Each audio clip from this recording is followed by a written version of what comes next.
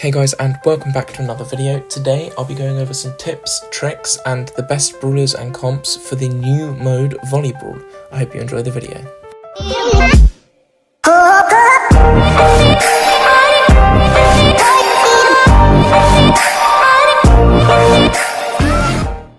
So hopping straight into it will be the first tip, tip number 1.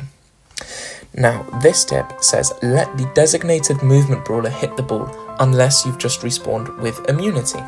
Now, what I mean by this is in each comp, you should have a brawler who you set to hit the ball. So I don't know if you can quite see there, but in this replay, we have a Mortis. Another good brawler is Stu, and I'll be going over better brawlers and other brawlers to use in the game in a couple minutes. The second tip that I have is if an enemy brawler has snuck into your half and has a knockback or a stun ability, you do one of the following. If they have a stun, you stay in the circle and you just take the stun. Do not move out the circle because you'll still hit the ball back. And if they have a knockback, try and get your back to the wall while being as close to the circle as possible to minimize your disadvantages. Now, an example of this would be if a Frank has a super and you're panicking. It doesn't matter if you die as long as you get the ball back. So just by sacrificing your life, if you get the ball back, you'll respawn with full health and you can go again. With a stun, not with a stun, with a knockback, like somebody like a Gale pushes up, try to get as close to a wall, as close to the circle as possible. Sometimes that isn't possible and you'll just have to pray that a teammate comes back to help you out. On to the third tip. I will explain to you how the ball moves, where to stand to make it move to your advantage with a nice diagram here. Okay, so this line down the middle separates the two halves, and this circle separates where the ball is going to land. Now, number 1 is at the top of the circle, number 2 is at the bottom of the circle, number 3 is the left of the circle, and number 4 is the right of the circle. Now, wherever you stand in that circle, whether it's number 1, 2, 3 or 4, I will now show you where the ball will approximately go based on where you stand. Use this to your advantage to place the ball depending whether it's behind a wall or like where they're not, or like far away from their respawn.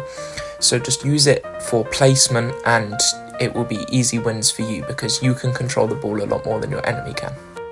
Okay, so now we are on to brawlers and comps. So for ease of view, I'm going to put a tier list up on the big screen and then I will minimize it and I will explain why pretty much each brawler is in each rank that I've given them, and I'll tell you the best sort of comps and the best like matches of star powers and gadgets for you to get the most victories and possibly even hit a rank 30. So sticking it up now.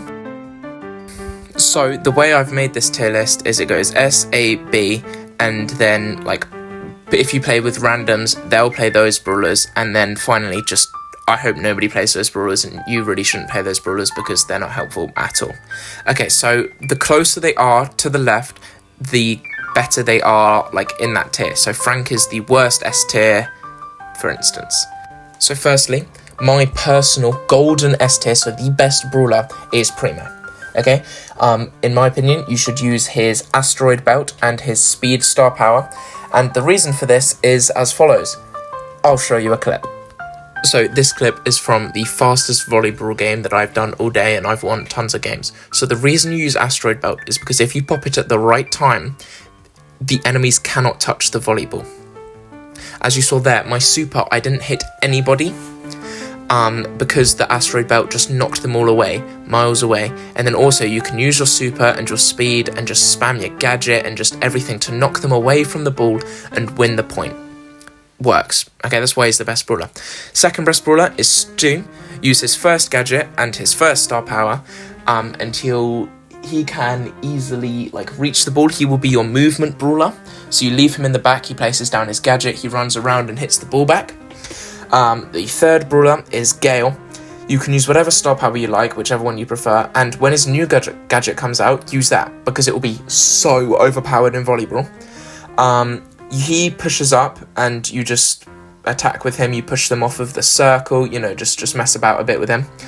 Frank, again, you can use whatever gadget you like, he'll sort of be like in the mid sort of player. and you should use the first gadget, because if, for instance, the ball is going quite fast, like it is here, this was one of the longer volley brawl matches that I played, if they try and knock you back, you can just pop a gadget and he cancels it out, he's immune to it.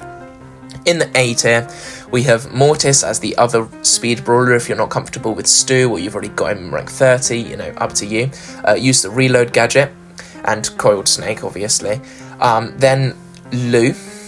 Actually, I don't know if I'm saying this in the right order, but Lou, if you can get his new gadget, if that comes out, use that, because that'll be really strong. He can stun brawlers, and other people are just Mike, Ems, Colette, and Amber. They all deal like quite a lot of damage, and you know, they're quite strong, they're quite annoying to fight against. The B tier is said by like who's you can use them, but they're quite like high skill caps, so it would be hard to get their maximum usage, but if you can, they will be unstoppable, because they can be like really powerful. So somebody like Buzz getting a triple stun and just not allowing the enemies to move, Bibby knocking them off that circle at the last second, you know, it can be very, very strong. Sprout's wall can actually block the ball.